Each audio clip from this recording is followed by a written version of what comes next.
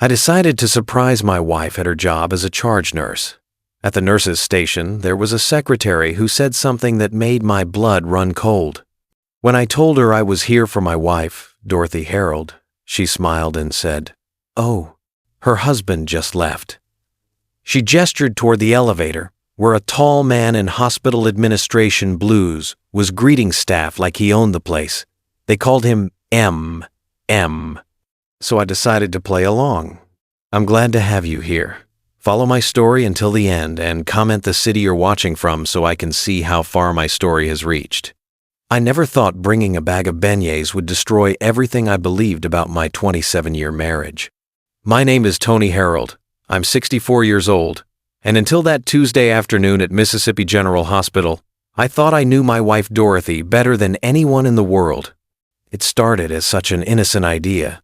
Dorothy had been working those brutal double shifts again, pulling 12 and 14-hour stretches that came with being a charge nurse. I'd been making dinner for one too many nights, eating alone while she texted me updates about staffing shortages and difficult patients. That morning, she'd rushed out without breakfast, and I thought bringing her favorite beignets from Café du Monde might brighten her day. The hospital's main entrance gleamed under the afternoon sun as I pulled into the visitor parking lot. I'd only been to Dorothy's floor a handful of times over the years. She always said the hospital was chaotic, that it was easier to keep work and home separate, and I respected that boundary. Maybe I respected too many boundaries. I walked through the automatic doors carrying the small white bag with its telltale grease stains, the smell of powdered sugar and fried dough making me smile. The lobby had that antiseptic bite in the air, the sound of a code chime echoing down some distant hallway, a vitals cart rolling past, pushed by a tired-looking orderly. The fourth-floor nurse's station was a controlled chaos of ringing phones and rustling papers. A young unit secretary sat behind the curved desk, her name badge reading, "Jennifer." "Good afternoon," I said, approaching with what I hoped was a confident smile. "I'm here for my wife, Dorothy Harold. Just dropping something off." Jennifer looked up from her computer screen, her expression shifting from professional courtesy to something I couldn't quite read. She tilted her head slightly, studying my face as if trying to solve a puzzle. "You said you're Mrs. Harold's husband?" Her voice carried a note of confusion that made my stomach tighten. "Yes, that's right. Tony Harold. I brought her some beignets." I held up the bag, suddenly feeling foolish. Jennifer's expression changed completely. Her eyebrows shot up, and then she did something that froze my blood. She glanced toward the elevator with casual certainty, then back at me with genuine bewilderment. "Sir, I'm sorry, but her husband just left about 10 minutes ago." Jennifer gestured toward the elevators. "Actually, there he is now, coming back." I turned, following her gaze, and watched a tall man in hospital administration blues stride through the corridor. He was younger than me, maybe late 42nds, with the kind of confident bearing that seemed to own every space he entered. His dark hair was perfectly groomed, his shoes polished to a shine. Everything about him screamed authority and comfort in this environment. The man nodded to the nurses with familiar ease. "Afternoon, everyone. Dorothy asked me to grab those patient files from the office." "No problem, Mr. Mark," Jennifer replied warmly. "Michael Mark. M.M. I knew that name from Dorothy's work stories. Her hospital administrator she occasionally mentioned in passing. M.M. helped with the scheduling. M.M. approved the new protocols. Always in professional context. Always business. My hands felt numb around the bag of beignets. Everything in me wanted to speak up, to correct this massive misunderstanding, but my voice had completely abandoned me. Jennifer was looking between M.M. and me now, genuine confusion creasing her features. "I'm sorry, sir, but are you sure you're Mrs. Harold's husband? Because Mr. Mark here is married to her." The words hit me like physical blows. Married to her. Present tense. Not was married, not claims to be married. but a simple matter-of-fact statement that shattered my reality. M paused mid-stride, his attention drawn to our conversation. When his eyes met mine, I saw something flicker across his face. Not guilt, not surprise, but recognition. He knew exactly who I was. "Is there a problem here?" Miss voice was smooth, controlled, the voice of a man accustomed to managing difficult situations. Something cold and calculating passed through my mind in that moment. Every instinct screamed at me to explode, to demand answers, to create the scene this situation deserved. But a deeper wisdom born from 64 years of reading people, from decades of patient observation, told me to stay quiet, to play along. "Oh, you must be Michael," I said, forcing my voice to remain steady. "Dorothy's mentioned you. I'm Tony, a family friend. Just dropping off something for Dorothy." The lie tasted bitter, but it bought me time to think. M's shoulders relaxed slightly, but his eyes remained watchful. "Ah, yes. Dorothy's mentioned some family friends might stop by." Had she? What had she said? Was I already written into some cover story? "She's in a staff meeting most of the afternoon," continued, "but I can make sure she gets whatever you brought." I handed over the bag of beignets, my movements mechanical. "Just tell her Tony stopped by." Of course. M's smile was perfectly professional, perfectly normal, as if we hadn't just had the most surreal conversation of my life. I walked back to my truck in a daze, my legs moving without conscious direction. The Mississippi heat felt oppressive against my skin, but I barely noticed. Everything looked the same as when I'd arrived 30 minutes ago, but my world had fundamentally shifted. Sitting in the driver's seat, I stared at the hospital building through my windshield. 27 years of marriage. 27 years of sharing a bed, a home, dreams, fears, inside jokes that nobody else understood. 27 years of believing I knew this woman completely. My phone buzzed with a text from Dorothy. "Double shift tonight. Don't wait up. Love you. Love you." The words that had once brought me comfort now felt like another lie in what was apparently a web of deception I'd been blind to. How long had this been going on? How many times had been introduced as her husband while I sat at home making dinner for one, believing her stories about staffing shortages and mandatory meetings? I started the truck and drove home through familiar streets that suddenly felt foreign. Our house looked the same, the modest ranch we'd bought when Dorothy first made charge nurse. The flower bed she'd insisted on planting. The mailbox with both our names painted in careful script. Everything, exactly as I'd left it, except now I knew it was all built on lies. Inside, the silence felt different. It wasn't the comfortable quiet of a home waiting for its occupants to return. It was the hollow emptiness of a stage set, a carefully constructed facade. I made myself a cup of coffee and sat at the kitchen table, staring at nothing. My mind kept replaying the scene at the hospital, searching for clues I'd missed, explanations that might make sense of what I'd witnessed. But there was only one explanation that fit, and it was one I wasn't ready to accept. The front door opened at 11:47 p.m. I was watching the clock now, documenting everything. Dorothy's keys jangled as she set them on the hall table. Normal sounds of a normal evening, except nothing was normal anymore. "Tony, I'm home." Her voice carried the tired warmth I'd grown accustomed to over the years.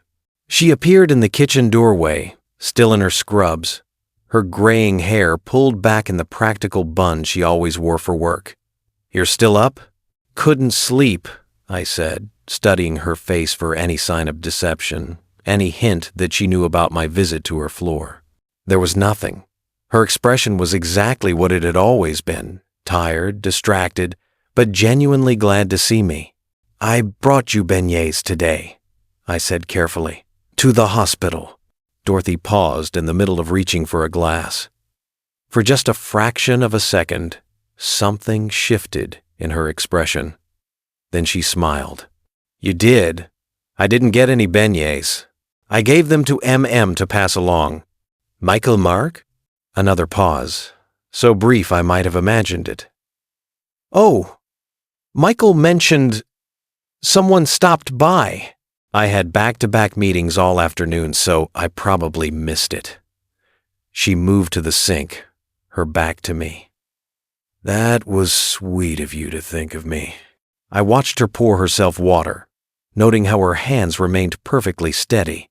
Either she was telling the truth, or she was the most accomplished liar I'd ever met. After 27 years of marriage, I was terrified to discover which one it was. The rest of the evening passed in a surreal pantomime of normalcy. We talked about her shift, discussed needing to buy groceries, went through the same bedtime routine we'd followed for decades. But underneath it all, a terrible new awareness pulsed like a second heartbeat. As Dorothy slept beside me, her breathing deep and peaceful, I stared at the ceiling and wondered how many other lies I'd been living with. How many times had she come home from spending the day being M's wife, only to slip seamlessly back into being mine? How long had I been sharing my life with someone who was living a completely different one when I wasn't around? The questions that haunted me most weren't about timelines or evidence. They were simpler and infinitely more devastating. Who was the woman sleeping next to me? And who had I been married to all these years? But I wasn't going to stay in the dark much longer. The next morning, I'd start looking, and what I'd find in Dorothy's scrub jacket pocket would lead me somewhere I never imagined. If you're connecting with my story, please hit the like button to bring a little sunshine to this broken heart. Subscribe to my channel so you don't miss my next stories. And tell me in the comments where you're listening from and what time it is there right now. It makes me really happy to know which corner of the country or the world is listening to me and what time of day it is for you. The next morning, I sat at our kitchen table watching my coffee go cold. The white beignet bag still sat on the counter where I'd left it, a monument to my ignorance. Dorothy's iPad was open in front of me, the bank account screen glowing with numbers that suddenly felt like evidence instead of everyday finances. She'd left at 6 a.m. for what she called an early staffing review. Her kiss on my cheek had felt like a performance. I started with the credit card statements. 27 years of marriage had made me complacent. I'd glance at the totals, trust Dorothy to manage the details since she made more as a charge nurse than I did in my maintenance supervisor job. But now I looked at every line. The Magnolia Room, $187.43, 4 weeks ago. I stared at that entry until the numbers blurred. The Magnolia Room was our place, the restaurant where I'd proposed, where we'd celebrated every major anniversary. We hadn't been there in over a year because Dorothy said it had changed management and wasn't the same anymore. But she'd been there 4 weeks ago, on a Tuesday night when she'd texted me that she was covering for a sick nurse, 2 entrees, 1 bottle of wine, the kind of intimate dinner I thought belonged to us. My hands started shaking, so I set down my coffee mug before I could spill it. I scrolled further. Gas station charges in neighborhoods nowhere near the hospital or our home addresses on the north side of town where neither of us had any reason to be. A charge at Highway Star Motel for $97 on a Wednesday afternoon. Another at a riverfront cafe during what should have been her lunch break at the hospital. Each entry was a small thing by itself, but together they painted a picture I didn't want to see. This was me crossing a line. In 27 years, I'd never snooped through her things, but I decided to even look further. Her calendar app opened automatically. At first glance, it looked normal shift schedules, medication reminders, a hair appointment next week. But then I saw the entries that made my stomach clench. Admin review WMM, recurring every other Monday at 2 p.m. Thursday follow-up, off-site, no location, no details. Break 2:30 private, appearing 3 times this month alone. And then the one that made everything real, M, every single Tuesday at noon. Not lunch with Michael or meeting with MM, just M. Recurring. Regular. Routine. I was looking at a parallel schedule. A second life running alongside the one I thought we shared. I took photos of everything with my phone, my hands steadier now. Whatever I was feeling, rage, betrayal, heartbreak, could wait. Right now, I needed evidence. By noon, I'd made a decision that would have seemed impossible 24 hours ago. I called a private investigator. Deborah Ronald's office was in a strip mall between a tax preparation service and a dry cleaner. The sign on the door read, "Ronald Investigations, discreet, professional, thorough." I'd found her through an internet search, chosen her because her website promised confidentiality and her reviews mentioned her work on domestic cases. She was younger than I expected, maybe 52, with short gray hair and sharp eyes that assessed me the moment I walked in. "Mr. Harold?" She gestured to a chair across from her desk. "You said on the phone this was about your wife." I sat down, suddenly unsure how to begin. How do you tell a stranger that your entire marriage might be a lie? "I think she's having an affair," I said. The words felt like broken glass in my throat. Deborah pulled out a yellow legal pad. "What makes you think that?" I told her everything. The hospital visit, Jennifer's confusion, MM's recognition, Dorothy's seamless denial, the credit card charges, the calendar entries, the recurring pattern of Tuesdays marked simply M. Deborah took notes without interrupting, her pen moving in quick, efficient strokes. When I finished, she looked up. "Mr. Harold, I'm going to be straight with you. Based on what you've described, your suspicions are likely correct." She set down her pen. "But we need proof. Not assumptions, not coincidences, proof that will hold up if this goes to divorce court. Can you handle that? I need to know the truth. The truth isn't always what we want it to be." Her voice was kind but firm. "I've been doing this for 15 years. I've seen people discover things they wish they could unknow." "Are you prepared for that?" I thought about Dorothy sleeping peacefully beside me while I stared at the ceiling. I thought about MM's knowing look in the hospital corridor. I thought about 27 years of what I'd believed was love. "I'm already living with not knowing," I said. "That's worse." Deborah nodded. "Then let's get started." Over the next week, Deborah sent me daily updates. They arrived as encrypted emails with photo attachments that destroyed me piece by piece. Tuesday, 11:47 a.m. Dorothy's car pulling into the hospital employee lot. Dorothy entering through the main entrance in her scrubs. Tuesday, 12:03 p.m. Dorothy exiting through a side door, now wearing jeans and a blouse I'd never seen. MM's silver pickup truck waiting in the patient pickup lane. Tuesday, 12:41 p.m. Both vehicles parked outside Riverside Bistro, a cafe overlooking the Mississippi. Tuesday, 2:38 p.m. Dorothy's car returning to the hospital lot. She changes back into scrubs in her car. Deborah caught the moment through a long lens. Dorothy's face visible in the side mirror as she pulled her hair back into its work bun. The photos were clinical, factual, undeniable. Wednesday, MM's truck parked behind Highway Star Motel at 2:17 p.m. Dorothy's car arriving at 2:34 p.m. Both vehicles still there at 4:45 p.m. when her shift was supposed to start. Thursday, off-site follow-up, translated to a wine bar in the Arts District. Deborah's photos showed them at a corner table, Dorothy laughing at something MM said, her hand covering his across the table. At home, Dorothy continued her performance flawlessly. She came through the door at odd hours, apologizing for the chaos at work. She kissed my cheek and told me about difficult patients, a man in 3B who kept pulling out his IV, a woman in 5C whose family was demanding and unreasonable. But when I cross-referenced her stories with the hospital's public records, patient rights meant I couldn't access specific information, but I could see general floor occupancy her stories didn't match.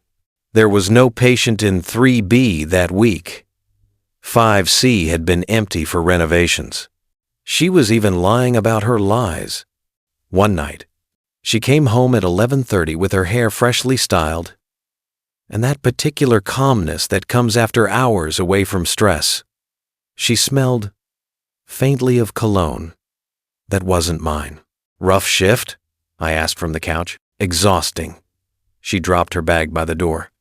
But we got through it. Sometimes I don't know what I'd do without good people to work with. She came over and kissed the top of my head.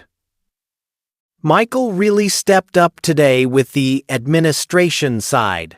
Made everything so much smoother. Michael. Not MM. She was getting comfortable enough to use his first name at home.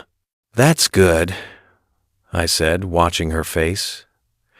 He seems like a good guy. He is. Something warm entered her voice. A softness I hadn't heard directed at me in months, maybe years. He really understands what it takes to run a unit like ours. I wanted to scream. I wanted to show her Deborah's photos, to demand she explain the motel visits and the bistro lunches and the way she touched his hand. But I stayed silent, playing my part in this elaborate theater we'd created. Because Deborah had told me something important. Don't confront until you have everything. The moment they know you're investigating, they'll destroy evidence and lawyer up. Be patient. So, I was patient. And I watched my wife lie to my face with an ease that terrified me. Deborah's final report arrived on Friday. It was comprehensive and devastating. Dates, times, locations, photos of Dorothy and MM. At the motel, at restaurants, at a park where they sat on a bench with Dorothy's head on his shoulder. Text message patterns pulled from phone records, nothing explicit because they were smart, but coded language that was obvious once you knew what to look for. Tuesday works meant their lunch meetings. Running behind meant their motel visits. See you at the usual meant the Magnolia Room, our restaurant, our place. The spot where I'd nervously asked her to marry me 28 years ago while a jazz trio played in the background. They turned it into their place. That Saturday, while Dorothy was supposedly at a mandatory continuing education seminar, I made a decision. I went to the laundry room, where her scrubs hung on the drying rack. Her work jacket, the navy blue one with her name embroidered on the chest, hung on its usual hook. I'd seen her reach into that jacket pocket 100 times, pulling out pens, her badge, breath mints, normal things. But I'd never actually searched it. The outer pockets held the expected items: hand sanitizer, a pack of gum, a notepad with medication reminders. But there was weight to the jacket that didn't match its contents. I ran my fingers along the hem, feeling for the source. There, a small bulge in the lining. Someone had carefully opened the stitching at the inner hem and created a hidden pocket. My fingers found the opening and pulled out a small brass key fob. The metal was warm from where it had rested against the fabric. A white tag attached to the ring read number B12 in blue ink. On the back of the tag, an address. Highway 50. 1. Pinewood Apartments. I stood in the laundry room holding that key, and everything clicked into place. The motel visits weren't the whole story, they were just the emergency backup. Dorothy and MM had an apartment, a place where they could be themselves without watching the clock or worrying about being seen. A home. My phone was in my hand before I consciously decided to use it. I pulled up Google Maps and entered the Pinewood Apartments address. 23 minutes from our house. 15 minutes from the hospital. Close enough to be convenient. Far enough to feel safe from discovery.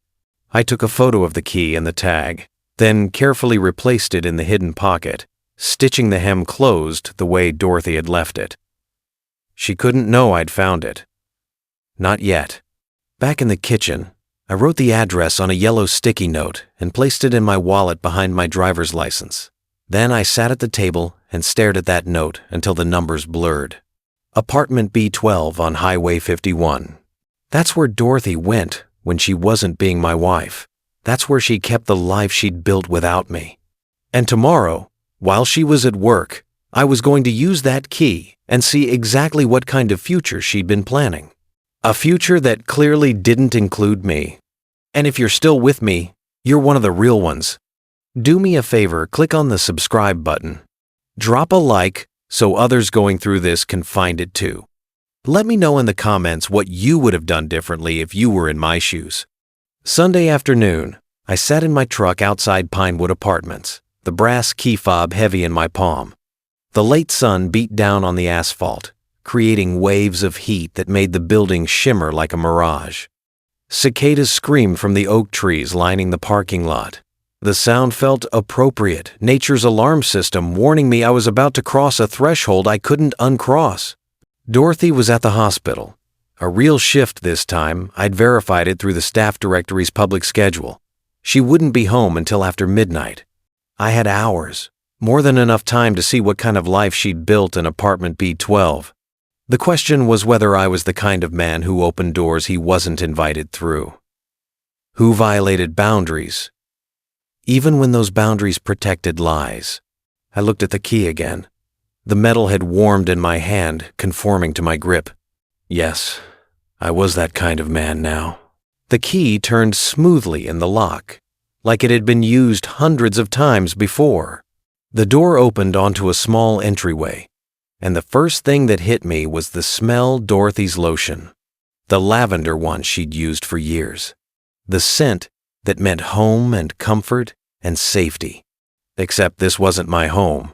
I stepped inside and closed the door behind me. The apartment was nicer than I'd expected. Not expensive, but carefully maintained. Someone had chosen the furniture with care, a gray couch with matching armchairs, a glass coffee table, curtains that actually matched the color scheme. This wasn't a temporary arrangement or a place for quick meetings. This was a life. In the bathroom, 2 toothbrushes stood in a ceramic holder shaped like a lighthouse. His and hers towels hung on separate hooks. Dorothy's expensive face cream, the one she'd told me we couldn't afford anymore, sat beside his shaving kit on the counter. I moved through the rooms like a ghost, documenting everything with my phone camera. In the bedroom, her slippers sat beside his shoes at the foot of the bed. A sweater I'd never seen hung in the closet deep green, the color that always looked good on her. The dresser held framed photos I had to force myself to look at. Dorothy and MM on a beach somewhere. She was laughing, her head thrown back in genuine joy. Her left hand visible in the photo. Ring finger bare. No wedding ring. No evidence that I existed at all. Another photo showed them at what looked like a company picnic. His arm around her waist, both of them relaxed and comfortable. The kind of casual intimacy that comes from complete security. I sat down on their couch, and tried to process what I was seeing. This wasn't an affair. Affairs were messy, desperate, stolen moments between obligations. This was a parallel marriage. A complete second life with its own routines, its own memories, its own future. That's when I saw it. On the coffee table, partially hidden under a magazine, a navy binder with Dorothy's handwriting on the spine. Next, steps. My hands shook as I opened it. The first page was a consultation summary from Morrison and Watts Family Law, dated 3 months ago. Dorothy had met with them twice to discuss optimal divorce strategies for complex marital dissolution. I flipped through the pages, each one a knife to the gut. There were notes in Dorothy's precise handwriting, observations about our marriage framed to paint me in the worst possible light. Tony, emotionally distant, prefers solitary activities. Resistant to change, won't discuss future plans. Holds me back professionally, resents my success. Rigid daily routines suggest possible control issues. Every quiet evening I'd spent reading while she worked. Every time I'd encouraged her to take on more responsibility at work. Every comfortable routine we'd built over 27 years. All of it reframed as evidence of my inadequacy. But it was the timeline that destroyed me. She'd been planning this for over a year. Building her case methodically. Documenting my behavior through a lens designed to justify her exit. The goal was fault-free dissolution, A clean divorce where she could claim irreconcilable differences, walk away with her share of assets, and transition smoothly into her new life with MM. The notes outlined her strategy with corporate precision. Wait for next promotion cycle, likely 6 months. Ensure financial independence before filing. Document pattern of emotional unavailability. Transition gradually to minimize disruption. There was even a section on managing the optics, how to tell friends and family, what narrative to present to colleagues, how to position herself as the spouse who'd tried everything but couldn't save a marriage with someone who'd stopped growing. I sat on that couch for a long time, the binder open in my lap, unable to move. 27 years of marriage, and she'd been planning my replacement like a corporate restructuring. Efficient, strategic, cold. When I could finally stand, I started taking photos. Every page of that binder, every framed photo on the walls, the shared closet, the joint bills on the kitchen counter, the lease agreement in MM's name with Dorothy listed as co-tenant. Then I called Deborah. "I'm at the apartment," I said when she answered, "and I found something you need to see." "What kind of something?" "The kind that changes everything. Dorothy's been planning this divorce for over a year. She's got legal consultations, a timeline, a whole strategy to make me look like the bad guy." Deborah was quiet for a moment. "Are you documenting?" "Everything." "Good. Don't take anything with you. We need to be able to show you found it in place. But photograph every page of those legal documents. This is leverage, Tony." "I'm done being careful," I said, surprised by the steel in my own voice. "I'm ready to be smart." "Then it's time to lawyer up. I know someone. Peter Keith, he handles complex divorces, and he doesn't mess around. I'll send you his number." That Monday morning, I sat across from Peter Keith in his downtown office. He was younger than I'd expected, maybe 45, with the kind of sharp focus that comes from winning difficult cases. I showed him everything.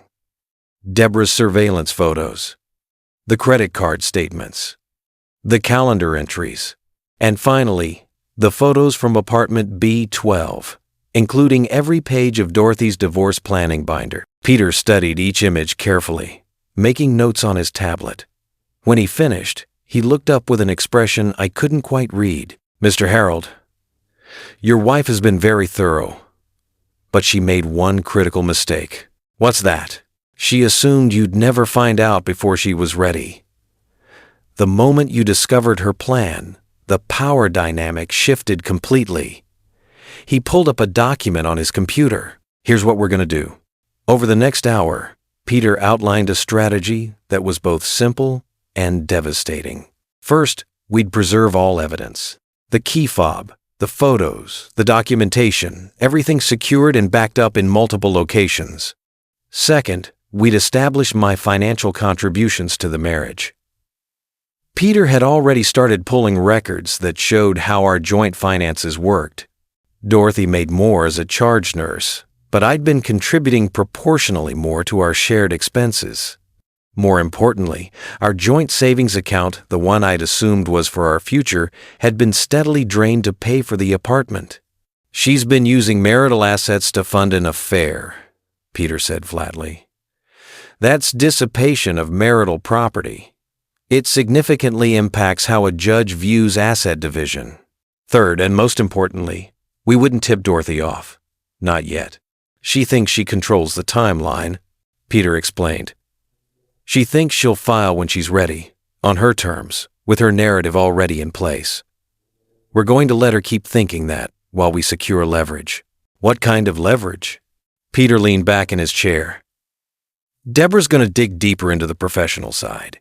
Your wife is a charge nurse, and MM is a hospital administrator. That's a power dynamic that should have been disclosed to HR. If Dorothy's been receiving preferential treatment, better shifts, promotions, scheduling accommodations because of her relationship with MM, that's a serious ethics violation. You think that's happening? Based on what you've told me about her sudden schedule changes and the training rotations that don't appear in official records, I'd bet on it." He pulled up another document. Hospital governance is strict about undisclosed relationships between staff members, especially when one has authority over the other. If we can show MM's been giving Dorothy special treatment, it adds another dimension to this case. The meeting ended with Peter assigning Deborah to investigate the hospital angle while he began preparing divorce filings we could deploy at a moment's notice. "One more thing," Peter said as I stood to leave. "When this breaks, and it will break, your wife is going to claim she was planning to tell you that she was just waiting for the right time. Don't believe it. People who plan to be honest don't create hidden apartments and year-long exit strategies." I drove home feeling something I hadn't felt in weeks. Control. Not over Dorothy, I'd never had that and never wanted it, but control over my own response, over the narrative, over what happened next. That evening, I sat at my kitchen table, organizing all the evidence into a neat folder. Photos, statements, timelines, legal consultations, everything documented and backed up. I was sealing the folder when I heard Dorothy's keys in the lock. She came through the door at 6:30, surprisingly early for a day shift. She wore a pressed blouse I didn't recognize, her hair styled instead of pulled back in its usual work bun. "You're home early," I said, keeping my voice neutral. "Finished up my charting early for once." She set her bag down and came over to kiss my cheek. The gesture felt rehearsed, performative. "How was your day?" "Quiet. Caught up on some errands." Dorothy moved to the refrigerator. Her movements relaxed. Too relaxed. "Oh, I meant to tell you I have an unexpected leadership meeting tomorrow afternoon. Some restructuring discussion at the hospital. Might run late." Leadership meeting. Restructuring discussion. The lies rolled off her tongue so smoothly. "That sounds important," I said. "It could be." Something flickered in her expression. Excitement. Maybe ambition. There might be some changes coming. Good changes. She was talking about the promotion. The one her timeline said would trigger her divorce filing. The one that would give her the financial independence to leave me without looking back. "That's great, honey." I smiled at her, and her shoulders relaxed further. She thought I suspected nothing. Thought I was still the quiet, unambitious husband who could be safely managed and eventually discarded. She had no idea I was 10 steps ahead of her now. As Dorothy talked about, her day lies mixed with just enough truth to sound convincing. I watched her with new eyes. Not with the pain of betrayal, but with the cold clarity of someone who finally understood the game being played. She'd spent a year planning my exit from her life. Now I was planning hers from mine. And unlike Dorothy, I wasn't going to wait for the perfect moment. I was going to create it. Wednesday morning, I sat in a windowless conference room at Mississippi General Hospital with Deborah's investigation summary and Peter Keith's letterhead arranged neatly on the table in front of me. Across from me sat Margaret Chen, the hospital's HR director, and beside her, Robert Lawson, the board's compliance officer. The room smelled of stale coffee and corporate anxiety.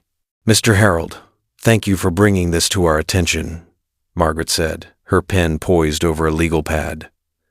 "Walk us through what you've discovered." I'd rehearsed this moment with Peter. No emotion, no theatrics, just facts, delivered with the calm precision of someone who'd done his homework. My wife, Dorothy Harold, has been in an undisclosed romantic relationship with Michael Mark for approximately 2 years. I began. Mr. Mark, as you know, is a hospital administrator with authority over staffing decisions, scheduling, and advancement opportunities for nursing staff.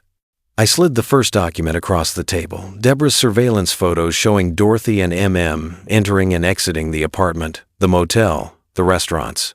During this time, Mrs. Harold has received preferential treatment that I believe violates hospital policy regarding conflicts of interest and undisclosed relationships between staff members. Robert leaned forward, studying the photos. "What kind of preferential treatment?" I pulled out the next set of documents, Dorothy's actual schedule, compared to what should have been her schedule based on seniority and rotation protocols. Off-book training rotations that don't appear in official records. Consistent assignment to preferred shifts. Fast-track promotion considerations that bypassed standard review processes. I paused. All approved by Mr. Mark without disclosure of their personal relationship. Margaret's expression had gone from professional interest to serious concern. Do you have documentation of these scheduling irregularities? I do. I slid over printouts Deborah had obtained through public records, requests, and careful analysis of shift patterns. I also have evidence that marital assets, our joint savings account, were used to fund the apartment they share. The lease is in Mr. Mark's name, but Mrs. Harold is listed as co-tenant. I placed the final document on the table, a copy of the lease agreement from apartment B12. Robert and Margaret exchanged a look that told me everything I needed to know. This was worse than they'd expected. Mr. Harold, we'll need to conduct a formal investigation, Robert said. This involves potential violations of our ethics policy, conflicts of interest, and possible misuse of administrative authority. I understand. I kept my voice steady. I'm not here for revenge. I'm here because your staff deserves to know that advancement decisions are being made fairly, not based on personal relationships. Margaret made several notes. We'll need to place both Mrs. Harold and Mr. Mark on administrative leave pending the investigation. Standard protocol. When will that happen? Immediately. She looked at her watch. Today. I walked out of that hospital 20 minutes later feeling the weight of what I'd just set in motion. Dorothy's career wasn't ruined, not yet, but it was certainly damaged. And MM's position was probably untenable. But I'd told the truth, and sometimes the truth has consequences. That Friday, Peter filed for divorce. The petition was clean, direct, and devastating. It cited adultery, dissipation of marital funds, and requested equitable distribution adjusted for the misuse of joint assets to fund Dorothy's separate life. Peter served her at work, or rather tried to. She'd been placed on administrative leave that morning and wasn't at the hospital. The process server found her at home instead, arriving just after I'd left for what I'd told her was a hardware store run. I got her first call at 2:47 p.m. Tony, what the hell is this? Her voice shook with something between rage and panic. Divorce papers? You filed for divorce? Yes. Without even talking to me? Without trying to work this out? I pulled into a parking lot and put the truck in park. Dorothy, you've been planning to divorce me for over a year. You've been living with another man. You've been using our money to fund a separate life. What exactly did you want to work out? Silence.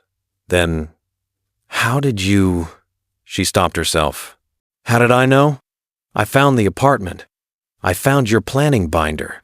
I know everything, Dorothy. More silence. When she spoke again, her voice had changed. The panic was gone, replaced by something colder. You went through my things. You violated my privacy. You violated our marriage. This is different. What you did breaking into that apartment, going through my personal documents, that's illegal. The key was in your scrub jacket. The apartment lease has your name on it, and Peter assures me that everything I found is admissible in divorce proceedings. I kept my voice calm. But that's not even the worst part for you, is it? What are you talking about? The hospital knows. HR opened a formal investigation into your relationship with Michael. Ethics violations, conflicts of interest, preferential treatment. How long do you think it'll take them to figure out that every promotion, every schedule change, every opportunity you've gotten in the past 2 years came from sleeping with your supervisor? You son of a... She caught herself. You're trying to destroy my career. I'm not trying to do anything. I reported facts to the hospital's compliance officer. What they do with those facts is up to them. Why? Her voice cracked. Why are you doing this? The question would have been laughable if it wasn't so sad.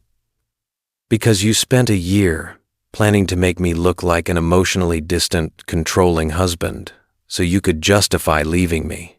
Because you documented my rigid routines and resistance to change to build a legal case against me. Because you were going to blindside me with divorce papers the moment you felt financially secure enough to leave. That's not—" She stopped. We both knew she couldn't deny it.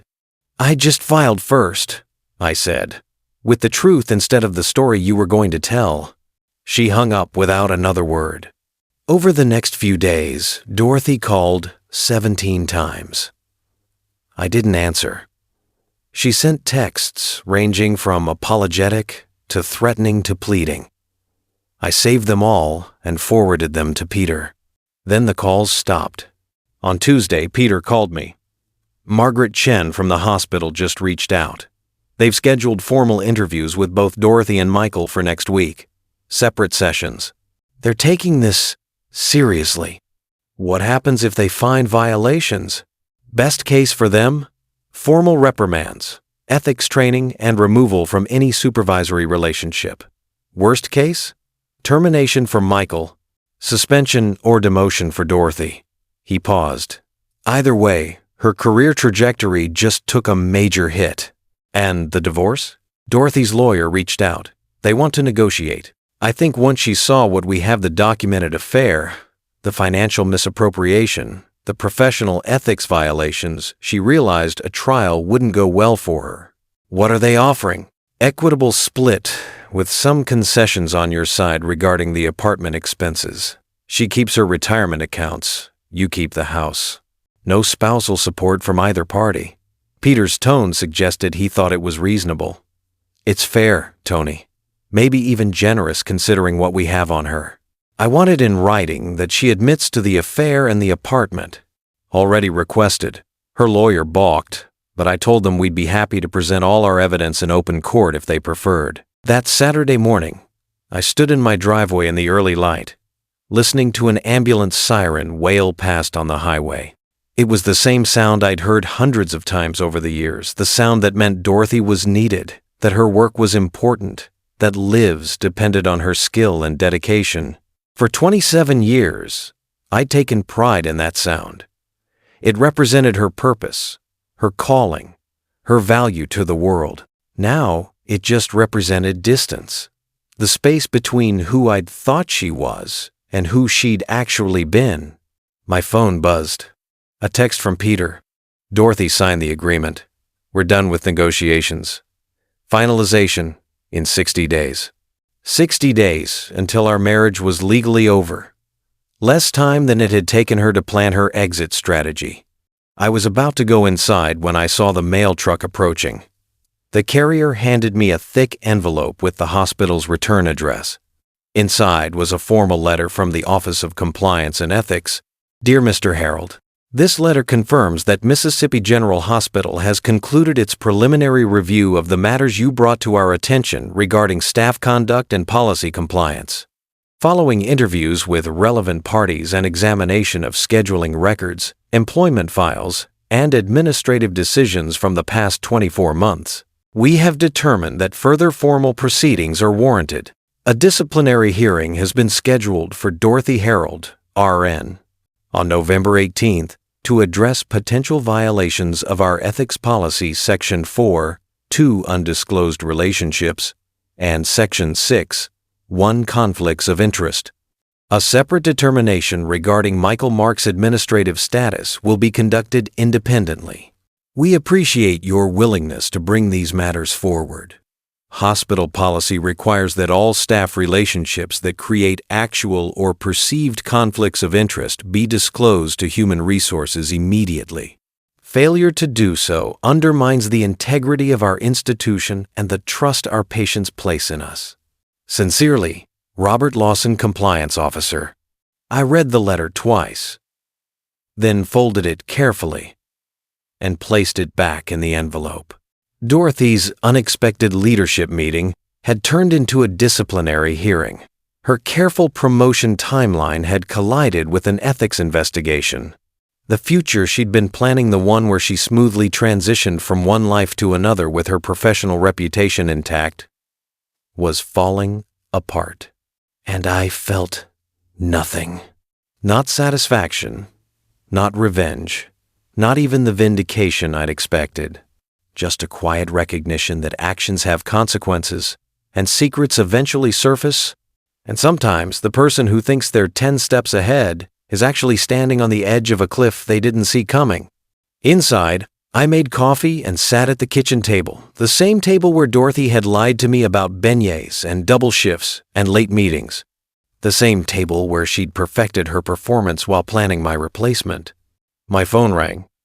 Dorothy's number. This time, I answered. Tony. Her voice was hollow. Can we talk? In person? I don't think that's a good idea. Please, She stopped. I need to explain. There's nothing to explain, Dorothy. I know what happened. I know why it happened. I even understand why you did it the way you did. You wanted an exit strategy that made you look like the victim instead of the villain. That's not fair. Fair? I let out a breath. You documented my quiet evenings as emotional distance. You turned my support for your career into resentment. You spent a year building a legal case against me while I was trying to figure out why you seemed so distant. I paused. You don't get to talk to me about fair. The hospital hearing. Her voice cracked. They're going to destroy my career. You destroyed your career. You and Michael chose to have an undisclosed relationship that violated hospital policy. You chose to accept preferential treatment. You chose to build a second life funded by marital assets. My voice stayed level. I just stopped covering for it. I never asked you to cover for anything. You didn't have to ask. I've been covering for you our entire marriage. Every time you came home late. Every time you were too tired to talk. Every time you needed space. I gave it to you. I made it easy for you to have your other life because I didn't know I was doing it. Silence stretched between us. I'm sorry, she said finally. I know you don't believe me, but I am. Not for getting caught, for hurting you, for making you feel like you weren't enough when the truth is... She stopped. The truth is what?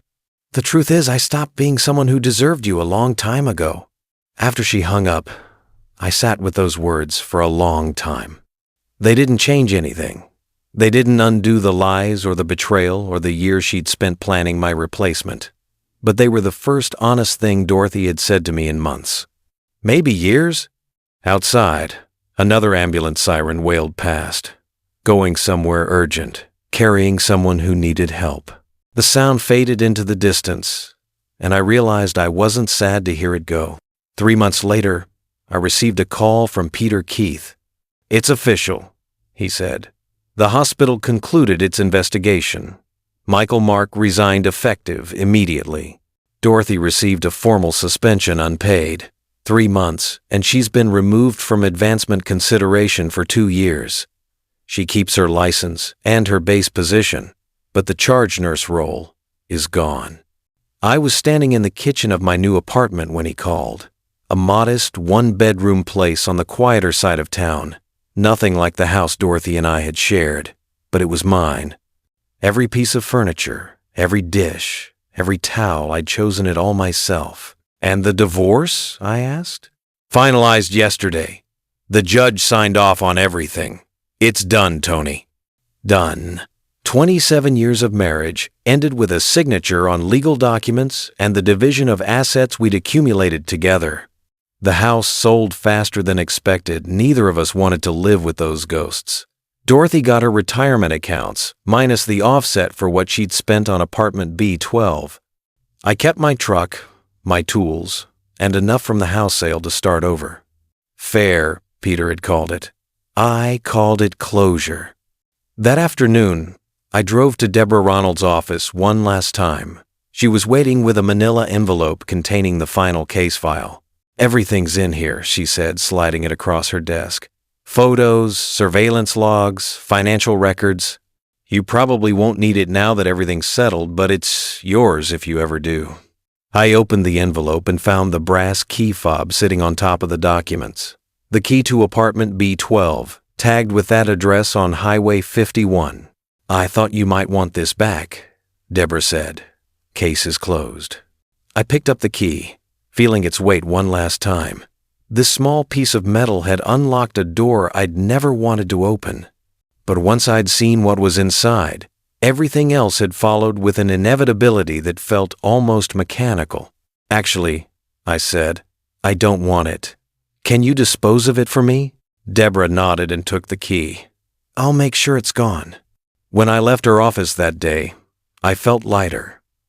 Not because of justice or revenge or even vindication, but because I'd finally stopped carrying the weight of Dorothy's secrets.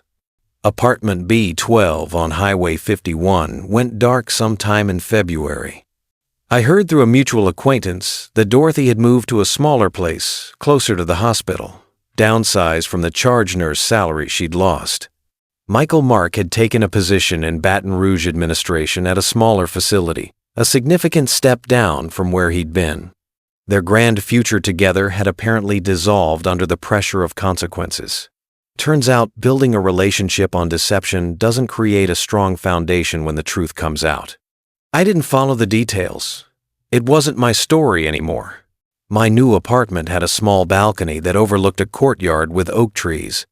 In the evenings, I'd sit out there with a book and a cup of coffee, listening to the sounds of the neighborhood kids playing, someone practicing guitar, the distant rumble of trains on the tracks near the river. Simple sounds, honest sounds. I learned that a quiet breakfast tastes different when it's not seasoned with lies. That reading in the evening feels peaceful instead of inadequate when nobody's silently judging you for not wanting more.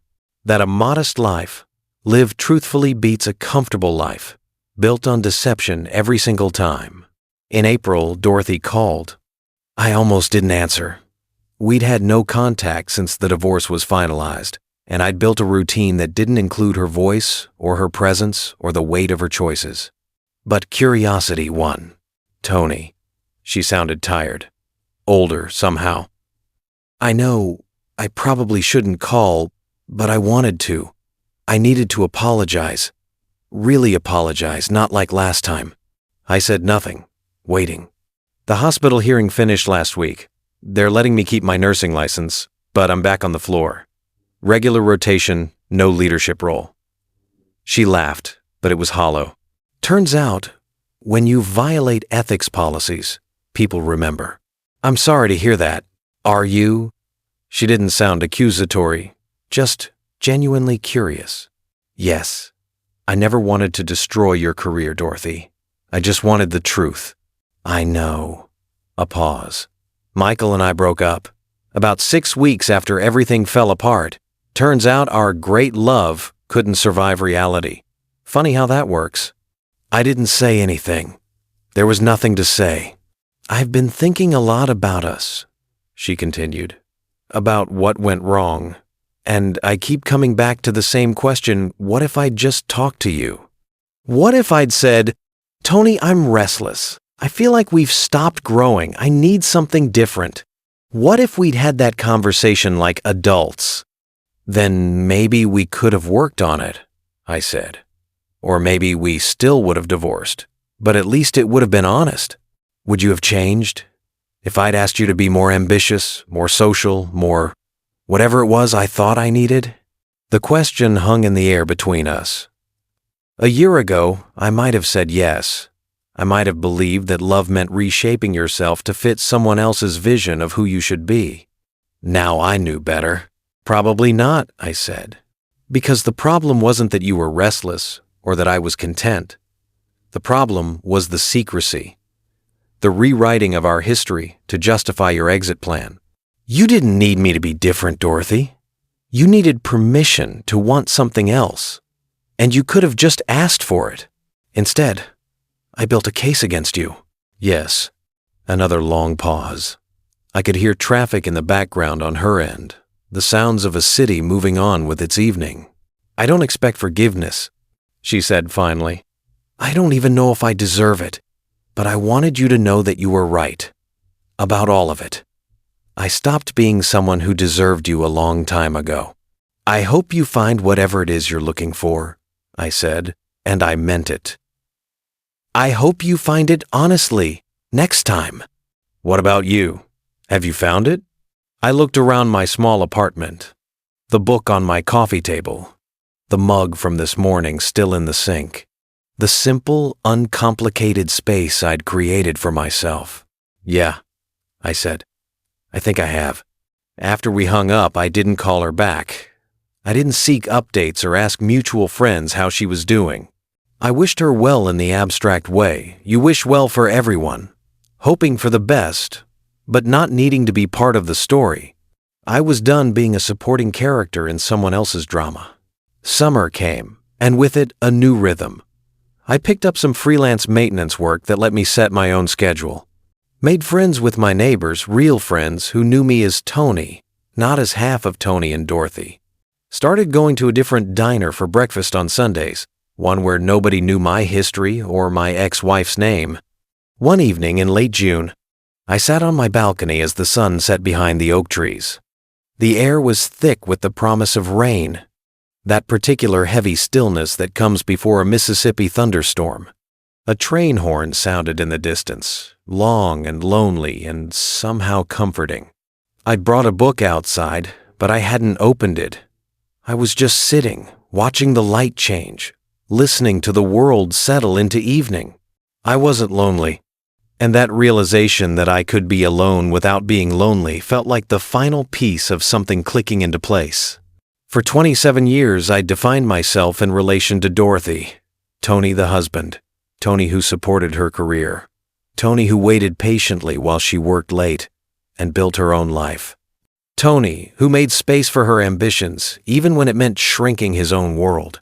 Now, I was just Tony, and I liked him. The rain started to fall, soft at first and then harder, drumming on the metal railing of my balcony. I went inside and made myself dinner, nothing fancy, just pasta and salad, and ate at my small kitchen table while reading a book about the Mississippi Delta that I'd bought at a used bookstore downtown. No performance. No pretense. No elaborate routine designed to make someone else comfortable. Just an honest evening in an honest life. Later that night, as I was getting ready for bed, I thought about the bag of beignets I'd carried into Mississippi General Hospital all those months ago. That small gesture of love that had unlocked everything. I thought I was bringing Dorothy a treat. What I'd actually been doing was carrying evidence of my own blindness, wrapped in white paper and dusted with powdered sugar. But maybe that's how truth works sometimes. You reach out with good intentions, and what you discover changes everything you thought you knew. I turned off the lights and lay in bed listening to the rain. Tomorrow I'd wake up and make coffee and maybe call my brother, who I'd reconnected with after years of letting that relationship slide because Dorothy had never particularly liked him. Maybe I'd go see that new exhibit at the local history museum, or finally get around to fixing the wobbly chair in my living room, or just sit on my balcony and read. The possibilities felt endless in a way they hadn't in years. Because here's what I'd learned. Loving someone doesn't require losing yourself. Supporting someone's dreams doesn't mean abandoning your own. And peace, real peace, is worth more than any amount of comfortable pretending. Dorothy had spent a year planning her exit from our marriage, carefully documenting my failures and building her case for a better life. What she'd never understood was that I'd been building a life worth living all along.